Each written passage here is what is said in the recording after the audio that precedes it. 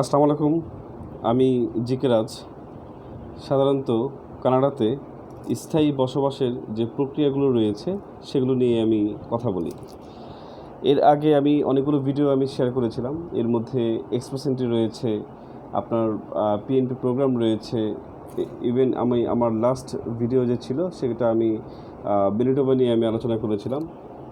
তো সেই ধারাবাহিকতা বজায় রেখে আমি আজকে সাসকেচুয়ান নিয়ে এসেছি আমার এই পার্ট 8 ভিডিওতে। আপনারা সাসকেচুয়ান সম্পর্কে অবশ্যই আইডিয়া আছে, তা আমি জানি। কানাডার যে 13টি প্রভিন্স রয়েছে, সাসকেচুয়ান তাদেরও একজন।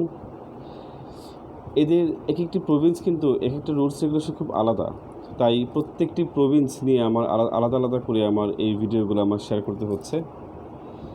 যদি ভৌগোলিক দিক থেকে চিন্তা করেন, সাসকেচুয়ান বাংলাদেশ থেকে 4 গুণ বড়।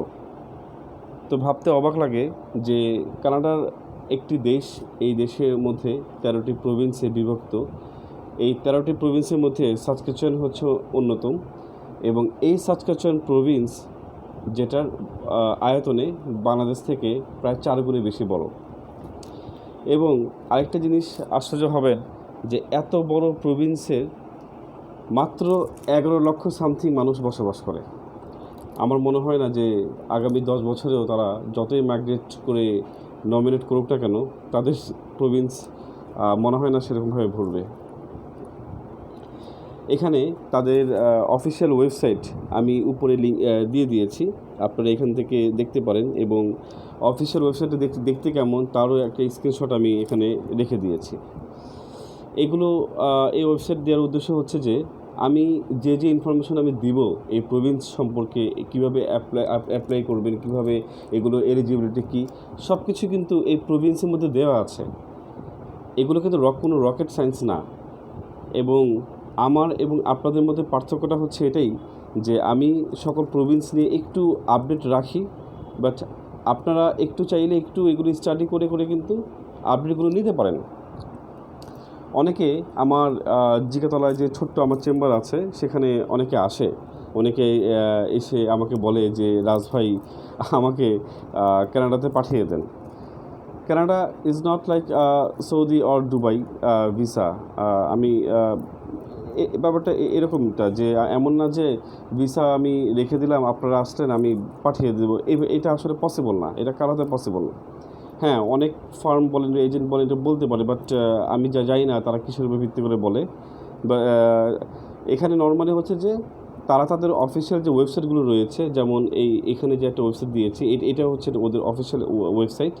এখানে তারা তাদের রুলস রেগুলেশনগুলো দিয়ে থাকে এবং তা মেনেই আমাদের প্রসেসগুলো সম্পন্ন করতে হয়। তাই আমার কাজ শুধু এটাই যে আপনার যে অ্যাপ্লিকেশনটা রয়েছে তার প্রপার ওয়েতে সাবমিট করাটাই হচ্ছে মুখ্য বিষয়।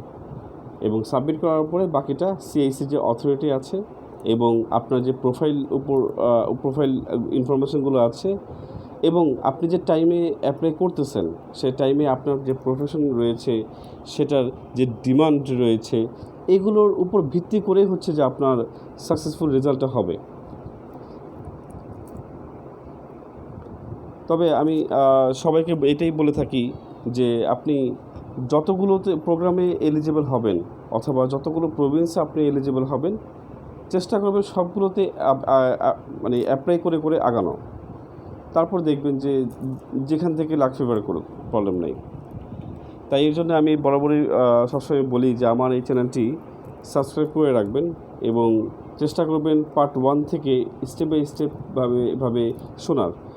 আমি কিন্তু প্রফেশনাল ইউটিউবার না, তাই আমার প্রথম যে ভিডিওগুলো করেছিলাম পার্ট 1, 2 এবং 3, এগুলো কিন্তু অডিও কোয়ালিটি খুব একটা ভালো না। কিন্তু আপনাদের একটু কষ্ট করতে হবে, কষ্ট করে আপনাদের হেডফোন দিয়ে একটু কষ্ট করে একটু শুনতে হবে, তাহলে প্রপার একটা আইডিয়া আপনাদের পাবেন, এটা বলে আমি মনে করি। যাই হোক, এখন মূল কথায় আসি। সাসকেচুয়ানের প্রথম যে মূল মন্ত্র আছে সেটা আমি আপনাদের ক্লিয়ার করে দিই যে যাদের এক্সপ্রেস এন্ট্রি প্রোফাইল আছে তারাও আবেদন করতে পারবেন, এবং যাদের এক্সপ্রেস এন্ট্রি প্রোফাইল নেই তারাও আবেদন করতে পারবেন। তাই এখানে বলা আছে যে you can apply for Saskatchewan with express entry profile or without express entry profile. ঠিক আছে, তো এক্সপ্রেস এন্ট্রি প্রোফাইল থাকুক যে না থাকুক, আপনি যে দুইটা ওয়েতে আপনি আবেদন করতে পারবেন। যদি আপনি এক্সপ্রেস এন্ট্রি প্রোফাইল দিয়ে আগান তাহলে আপনার স্ট্রিমের নাম হবে এসএনপি ডাবলই, অর্থাৎ তাকে বলা হবে এসএনপি ডাবলই হিসাবে আপনি গণ্য হবেন। যদি আপনি এক্সপ্রেস এন্ট্রি ছাড়া সরাসরি আবেদন করেন তাহলে তাকে বলা হবে এসএনপি ওআইডি। কিন্তু আবেদন করার প্রক্রিয়া কিন্তু সবই সেম, রুলস রেগুলেশন যা যা আছে সবই সেম। এবং আপনি যে পোর্টালে আপনি এসএনপি ডাবলইতে অ্যাপ্লাই হয় সেই পোর্টালে এসএনপি ওআইডি অ্যাপ্লাই হয়, সেম ওয়েতে আপনি আবেদন করবেন। ওরা হচ্ছে আপনাদেরকে এই অটোমেটিক ডাবলইতে অথবা ওআইডিতে ফেলে দেবে আপনার অ্যাপ্লিকেশন। ঠিক আছে, যেমন আপনি যখন প্রোফাইলটা করবেন একটা অপশন আসবে যে do you have express entry profile. যারা নো দিবে তারা অটোমেটিক এসএনপি ওআইডিতে চলে যাবে, আর যারা ইয়েস দিবে তখন এক্সপ্রেস এন্ট্রি যে ইনফরমেশনগুলো আছে, যেমন এক্সপ্রেস এন্ট্রি যে রেফারেন্স নাম্বার আছে, জব ব্যাংক কোড আছে, এগুলো বসাইতে বলবে।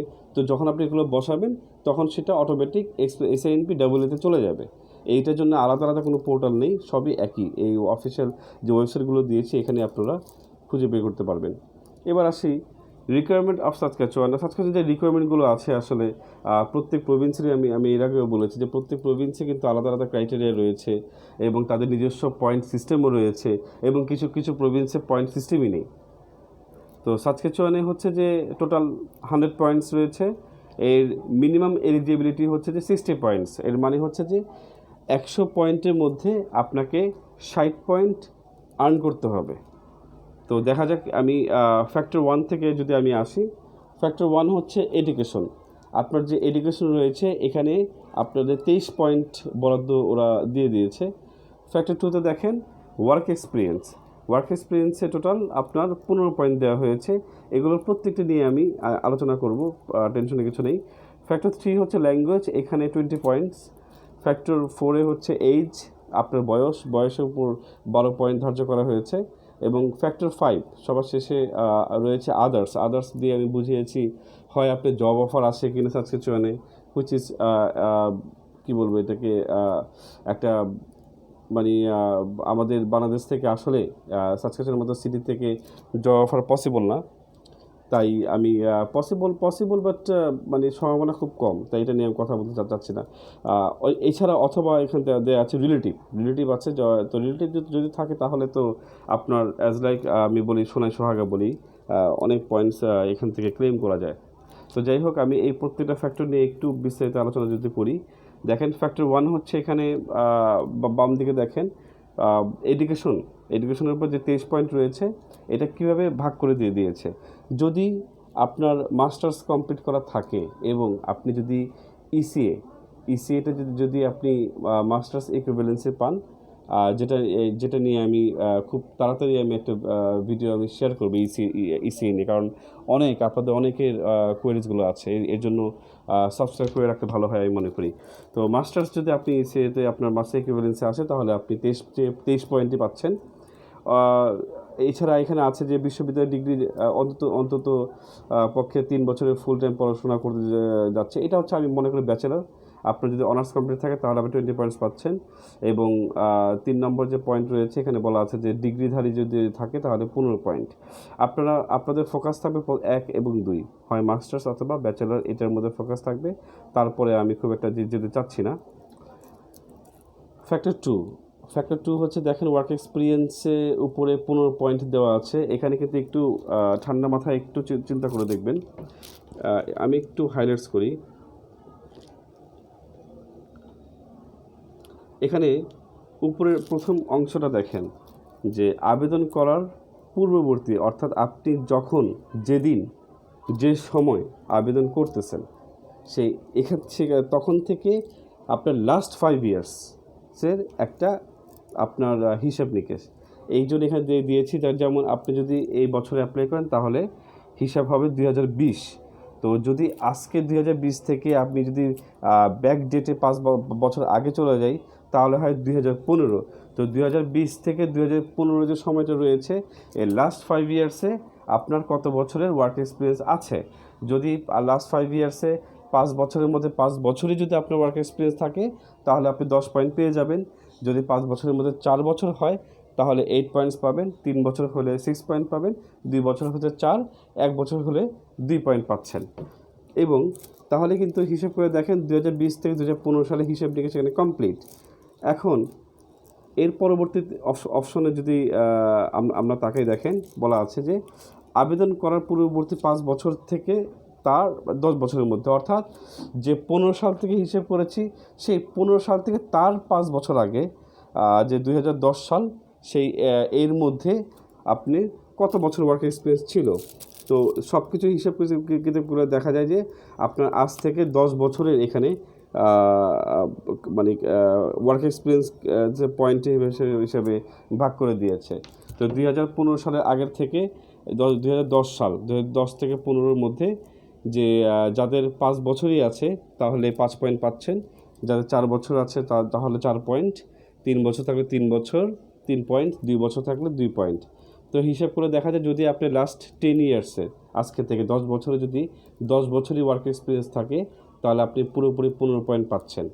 আর যদি আপনার 7 বছর থাকে, যেমন আপনি 5 বছর টানা 7 বছর ওয়ার্ক এক্সপিরিয়েন্স আছে, তাহলে হিসাব করে দেখা যায় আপনি তো উপরে 5 বছরে মানে ফুল পয়েন্ট পাচ্ছেন 10 পয়েন্টস, এবং তার আগে যে 2 বছর, সে 2 বছরের সাথে অ্যাড হওয়ার হচ্ছে নিচের সাথে 2, তো সেই হিসেবে 2টো পয়েন্ট অ্যাড করে দেখা যায় 12 পয়েন্ট পাচ্ছেন। তো সেই হিসাব করে আপনারা একটা ক্যালকুলেশন আপনারা করে নেবেন।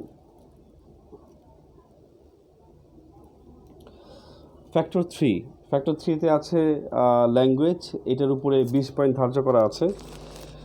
CLB 8, এই CLBর ক্যালকুলেশন কিন্তু এইটার হিসাব কীভাবে করবেন এবং এটার সম্পর্কে প্রপার আইডিয়া পাবেন কিন্তু আমার পার্ট 3 ভিডিওতে। আমার পার্ট 3 যেটা টাইটেল রয়েছে এক্সপ্রেস ইনটু 6 ফ্যাক্টরস এলিজিবিলিটি, সেখানে আমি এই CLB পয়েন্টগুলো নিয়ে বিস্তারিত আলোচনা করেছি। এখানেও আমি কিছু দিয়ে দিয়েছি। দেখেন CLB 8, যার মানে হচ্ছে লিসেনিং 7.5, রিডিং 6.5, রাইটিং 6.5, স্পিকিং 6.5।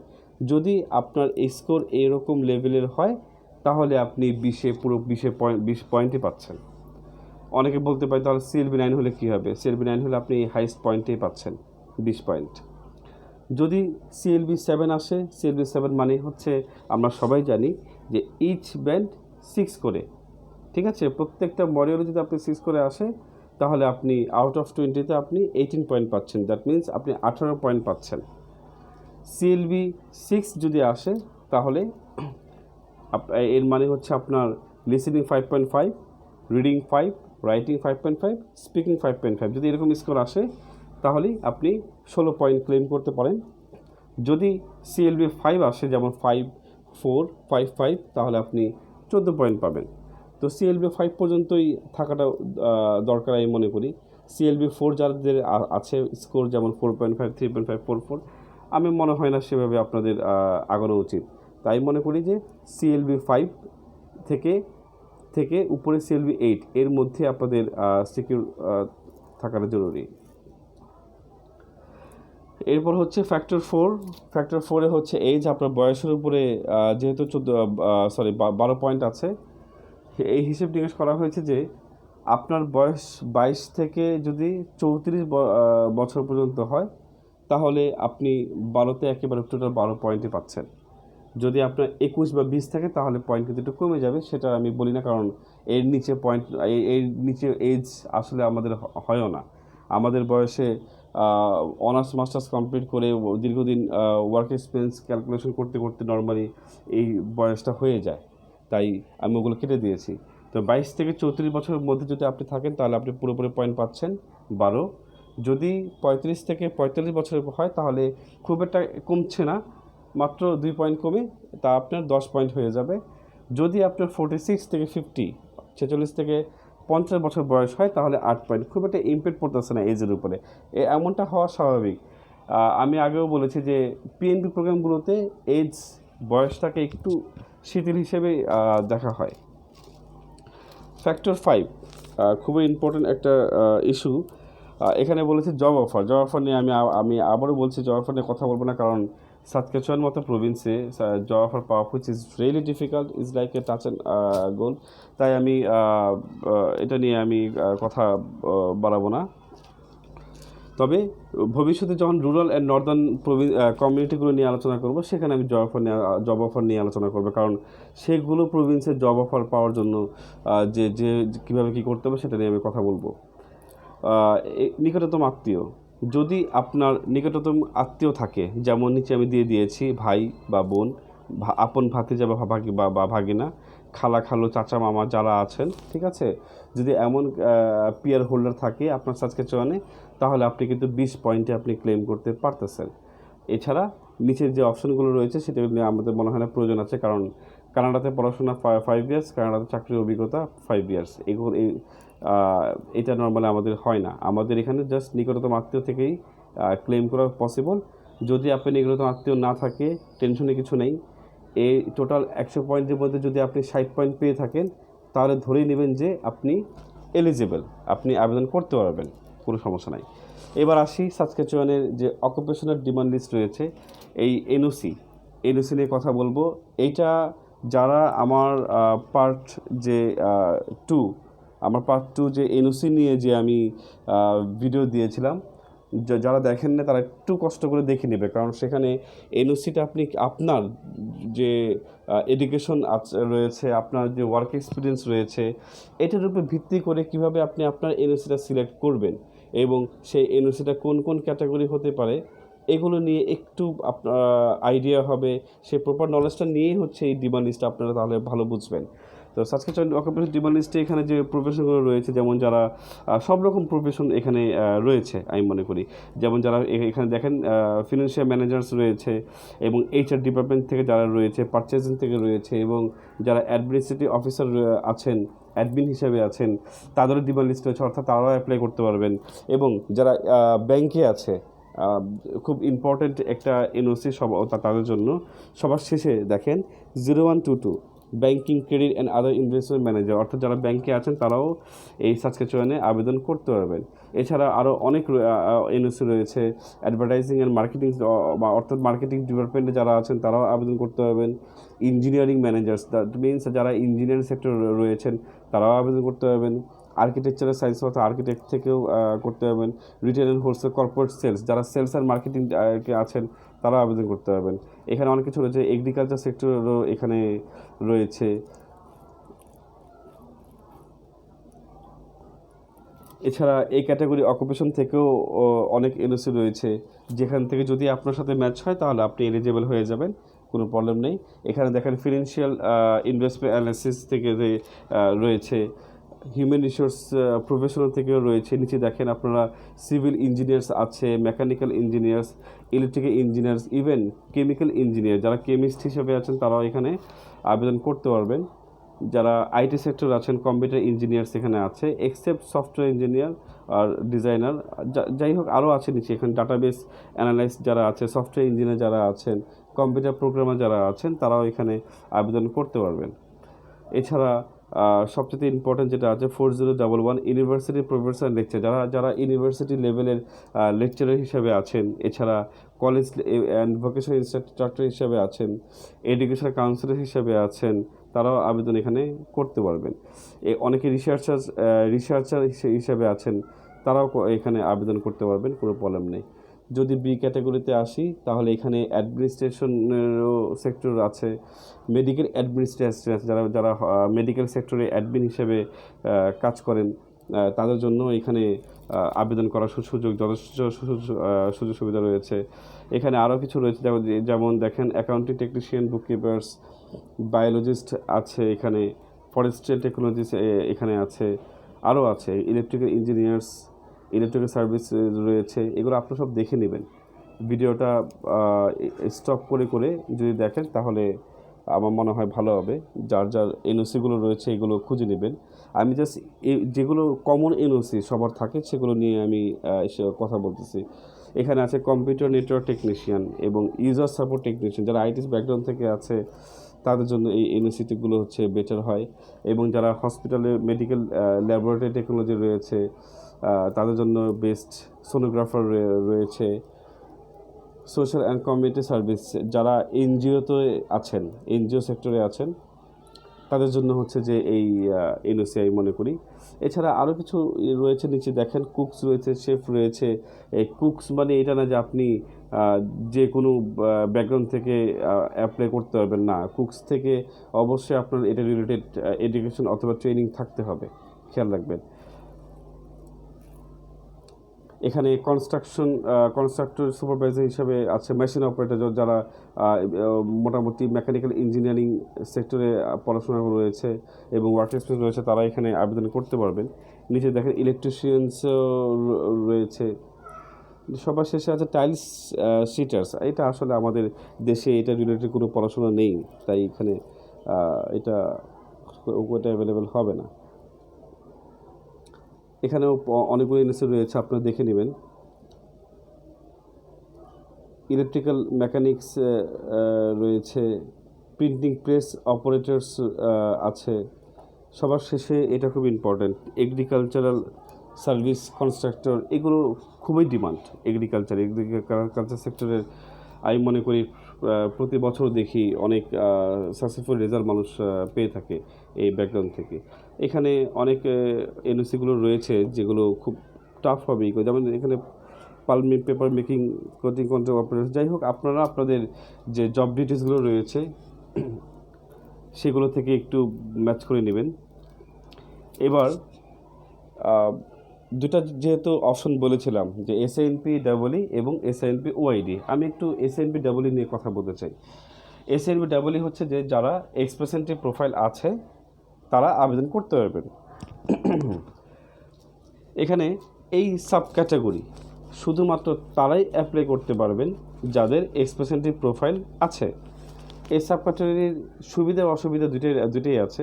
যদি সুবিধা বলি, প্রসেসিং টাইম অনেক কম। আসলে প্রসেসিং টাইম অনেক কম, কারণ এক্সপ্রেসেন্টিভ প্রোফাইল আপনার একেবারে রেডি, আপনি জাস্ট অ্যাপ্লাই করে ফেললেন। যদি আপনি ড্র পয়েন্ট থেকে আপনার চলে আসে, আইটিএ চলে আসে, তাহলে আইটিএ সকল প্রসেসটা কি খুব অল্প সময়ের মধ্যে খুব দ্রুত হয়ে যায়। এখানে একদম নিশ্চিত 99% বলা যায় যে ইনশাল্লাহ আইটিএ পাবেন। হ্যাঁ, সত্যি কথা, যদি এসএনপি থেকে আপনি নমিনেশন পেয়ে থাকেন, আপনার এক্সপ্রেসেন্টিভ প্রোফাইলের সাথে 600 পয়েন্ট অ্যাড হবে, 600 পয়েন্টস অ্যাড হবে। তো 600 পয়েন্ট যার অ্যাড হয় তার চোখ বন্ধ করে বলা যায় যে নেক্সট যে কোনো ড্র হলেই উনি আইটিএ পেয়ে যাবেন। এর অসুবিধাটা হচ্ছে এক্সপ্রেসেন্টিভ প্রোফাইল থাকতে হবে। হ্যাঁ, এক্সপ্রেসেন্টিভ প্রোফাইল কিন্তু খুব একটা চারটিখানি কথা না। আপনারা এক্সপ্রেসেন্টিভ প্রোফাইল সম্পর্কে যদি আইডিয়া নিতে চান, আমার পার্ট 5 যে ভিডিওটা আছে সেখানে আমি বলে দিয়েছি যে কীভাবে এক্সপ্রেসেন্টিভতে আপনারা আবেদন করবেন এবং এটার যে এলিজিবিলিটি পয়েন্টগুলো আছে সেগুলো তার আগে ভিডিওগুলো আমি দিয়ে দিয়েছি। তো এক্সপ্রেসেন্টিভ প্রোফাইল আসলে সবার দ্বারা হয়ে ওঠে না, কারণ এখানে একটা ব্যারিয়ার রয়েছে, সেটা হচ্ছে আইএলটিএসে ইচ ব্যান্ডে প্রত্যেকটা মডিউলে কিন্তু 6 করে আনতে হয়, তারপর আপনি এক্সপ্রেসেন্টিভতে এলিজিবল হচ্ছেন। তো দেখা যায় যে আমাদের যতগুলো, যেমন আমার কাছে যারা নর্মালি ফাইল দিয়ে থাকেন, আমি দেখি যে 50% যে অ্যাপ্লিকেন্ট রয়েছে তারাতে একটু প্রবলেম হয়, তারা এই ইচ ব্যান্ডে 6টা কভার করতে পারে না। তো তখন আমার কি করতে হয়, যে ডিরেক্ট যে পিএনপি প্রোগ্রামগুলো আছে সেগুলো দিয়ে আমার আবেদন করতে হয়। তবে সবসময় খেয়াল রাখবেন, এক্সপ্রেসেন্টিভ প্রোফাইলটা থাকলে এটা একটা পজিটিভ দিক হচ্ছে আপনার অন্যান্য প্রভিন্সগুলো, অনেক প্রভিন্সের দরজা খুলে যায়, সেটা আপনার পরবর্তী ভিডিওগুলো দেখলে অবশ্য বুঝবেন। এবার আসি এক্সপ্রেসেন্টিভ ডাবলই, অর্থাৎ এখান থেকে কীভাবে আপনি স্টেপ করবেন।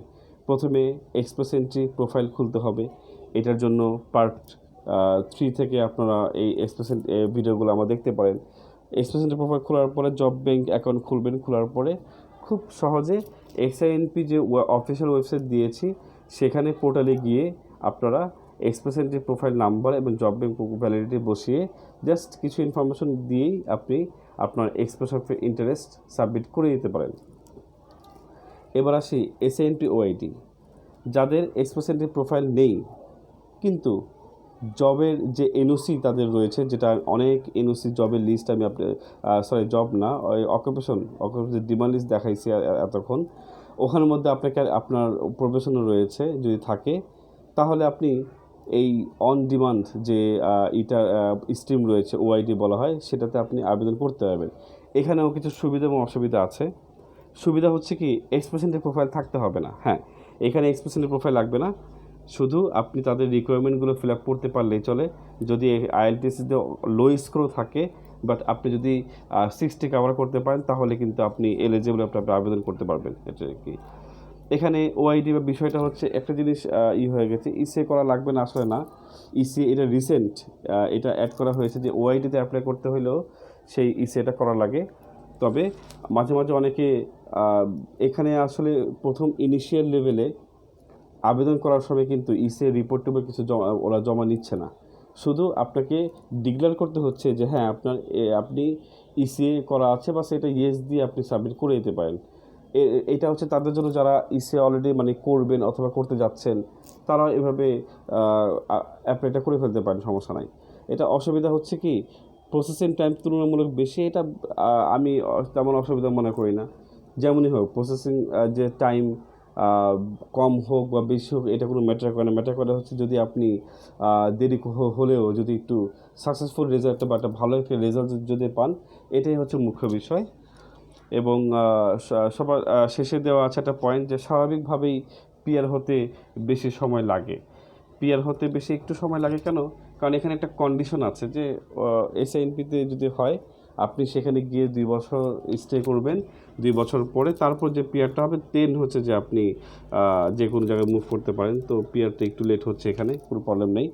এখন এসএনপি ডাব্লিউতে স্টেপ বাই স্টেপ যে প্রসেসটা রয়েছে, সরি এখানে ভুল আছে, এসএনপি ডাব্লিউ হবে না, এখানে এসএনপি ওআইডিতে অ্যাপ্লাই করতে হলে জাস্ট সরাসরি আপনি এসএনপি অফিসিয়াল ওয়েবসাইটে যাবেন, গিয়ে প্রোফাইল ক্রিয়েট করবেন, সাবমিট করে দেবেন, দ্যাটস অল, আর কিছু লাগবে না।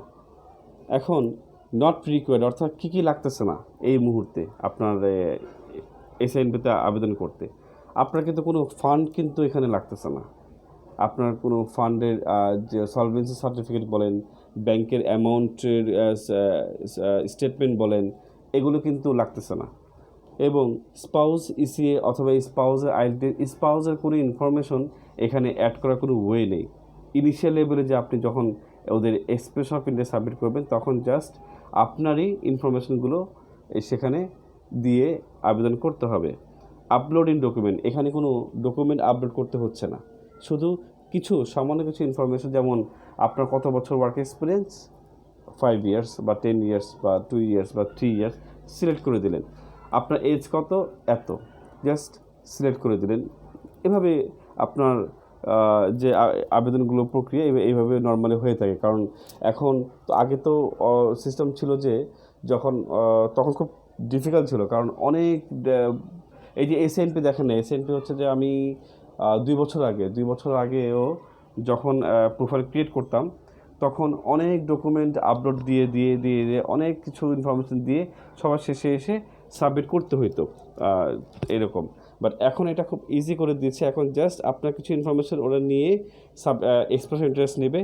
যদি ওরা আপনাকে এখান থেকে ড্র থেকে ওরা নেয় আপনাকে, তখন আপনাকে ফুল অ্যাপ্লিকেশন বলেন ডকুমেন্টগুলো তখন নেবে, বাট আগে থেকে এগুলো কিছু নেবে না। এনিওয়াইজ আপনারা আপনাদের যদি কোনো কোয়েরিজ থাকে বা থাকে অবশ্যই কন্ট্যাক্ট করতে পারেন। আমার ফেসবুক গ্রুপ এখানে আছে, লিঙ্কও আমি দিয়ে দিয়েছি। এগুলো সব কিছু আমি ডেসক্রিপশনে আমি দিয়ে দেবো। আমাকে ইনবক্সের মধ্যে আপনি যোগাযোগ করতে পারেন, যে কোনো কোয়েরিজ থাকলে আমি সলভ করে দেবো ইনশাল্লাহ, কোনো প্রবলেম নেই। এইগারলি ওয়েটিং ফর, অবশ্যই একটা ভিডিও তৈরি করতে এত কষ্ট হয় অনেক, তো অবশ্যই আশা করি যে আপনারা সাবস্ক্রাইব করবেন এবং এগুলো শেয়ার করবেন বা লাইক করবেন, যাই করবেন আপনাদের ইচ্ছে, আমার কিছু বলার নেই এখানে। Anyways, thank you so much for watching this video. আসসালামু আলাইকুম।